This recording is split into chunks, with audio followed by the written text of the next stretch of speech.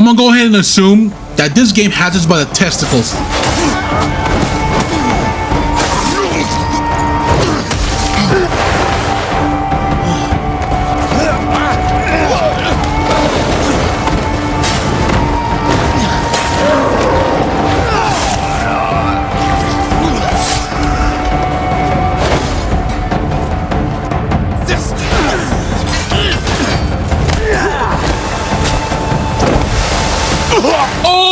This is probably the best open world game I ever played. The scenery as you walk around from one location to another, the in-depth combat with surprisingly strong enemies that punish you for getting complacent, and the weird looming hate this game gets. I don't fucking want to play this anymore. I think I actually hate the game. Rich, come on, bro. What are you doing? It's over.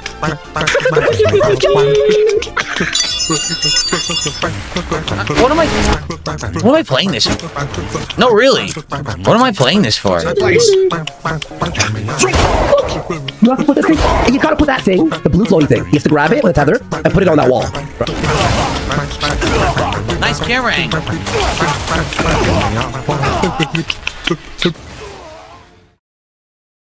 Like, I to some extent understand all this Concord stuff, but Jesus Christ, it's every game now. It started from Highguard, which kind of deserve it because they lied being an indie studio. Then Marathon, which the game was mid, and it feels disappointing for a studio like Bungie to release, but a weird amount of people want this game to fail. Predicting a game to fail is one thing, but wanting a game to fail is just weird behavior. But now the hate is looming over this game. Like, come on, man, is this gonna keep happening? And no, I know I'm not stuck in this algorithm bubble. It just became too huge to ignore. Like, there's even bad comparison with Red Dead having better detail, while literally the gameplay is spamming Deadeye and just chewing nicotine. But at least that comparison was more realistic than whatever this guy was posting. And I swear, if the word slop get tossed in this direction, I will shank you. But saying this game is a masterpiece is also crazy. The story in this game raises a lot of questions. I can't even tell if the story is bad because it's just so disconnected. While all else changes, you alone remain unchanged. What? Yeah, I have no idea what's going on. Okay.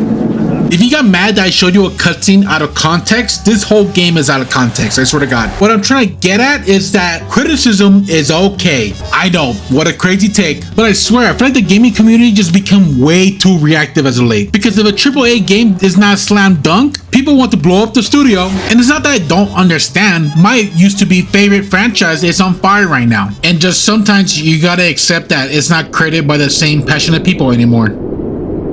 That doesn't mean you send death threats. Now, what is Crimson Desert? Before the game release, I was completely unaware of this game's existence 2 weeks before. During the hype, people I know told me it looks like one of those mobile games, which is not far off because the developers, Pearl Abyss, a South Korean studio known for Black Desert Online. During the development, it was honestly supposed to be another online MMO, but they decided to change from pulling out your credit card simulator to a single player experience, which is pretty ballsy for a studio that has never done single player game. And it shows. You're just useless, as always.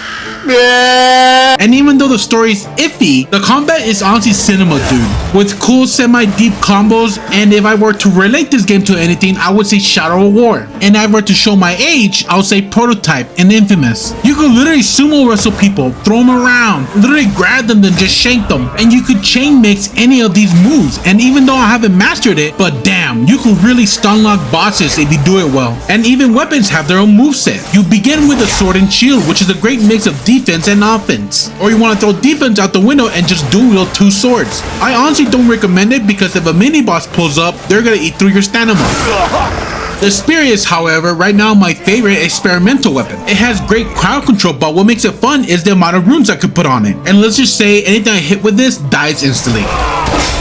But my favorite things are the enemies. Not only there's a variety of them, but they don't fuck around. Obviously in the beginning it's cakewalk, but around chapter 6, they will just start jumping you. And the fact you have to constantly use everything in your kit just to not get surrounded. It might sound unfair, but I explain later why that's not the case, because that giant gorilla is gonna smash your head in.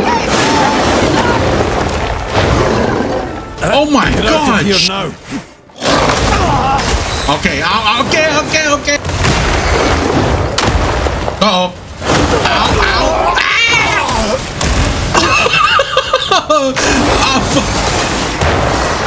Oh, again? He fucking grabbing me. The fact that bosses juggle you around feels like I'm fighting another player. And the transition to cutscene into gameplay, beautiful, honestly. Like they really made it feel like they don't wait for you and just keep swinging even when you're down. Now, it might seem imbalanced, but in reality, it's not. If anything, it's your fault. You could bring infinite amount of heals and pills, or just have amazing gear to stop you from being one-shotted. Where you get everything is simply exploring the world. This is definitely the game's strongest point. There is a lot to do in the open world, and honestly speaking, I don't know where to begin explaining. But before I get into it, there is one thing for sure that is a fact, and that this game is a drag. But the thing is, this game kind of has an escalation to it. Like the game becomes more fun as the more you play. And yes, I do hate those comments where like, oh, it'll get better after 15 hours. Like you should know what you're getting into before you buy. I understand why. They're not trying to overwhelm you. But I won't deny my impression in the beginning was kind of negative because I thought the game only had so little to offer. So after a certain main mission, the game just unlocks multiple points of interest and side bosses. And the first thing I like to do is find the best gear as fast as possible. See this shield? I just killed a random homeless man to get it. See this white cape? I just liberated a camp for it. See this cool gold spear? All I did was burn down some rich guy's warehouse.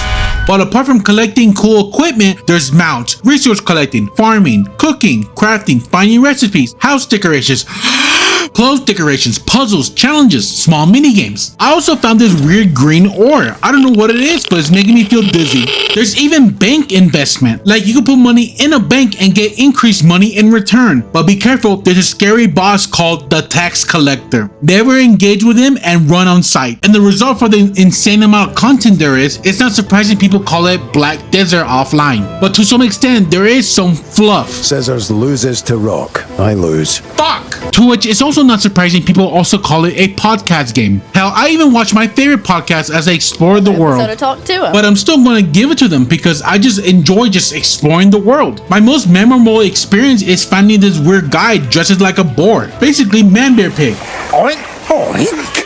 Quite a big boar. Man Bear Pig? What the fuck? I tackled him just to realize he has a bounty. And yes, you can find people with a bounty without needing a poster to locate them. Or in another experience, when I saw a boat in the distance, I just found this rowboat. It's like, oh, let me go to the boat. Just to get proceeded to get shot at by cannons and landmines surrounding me. That was freaking out. Now, is the game perfect? Absolutely not. If you remembered, I did say the story is incredibly disconnected. I'm talking about cutscenes that should have been spliced, quest objectives that make you go in directions with no reason, and even Sky Islands doesn't make sense if you really think about it, which is weird because this game has great presentation. Half of these cutscenes just make me go, hell yeah. But the main story is just very confusing. It's like cake with cool decorations, but if you take a piece out and eat it, it just has a blank taste. Like all those sprinkles for what?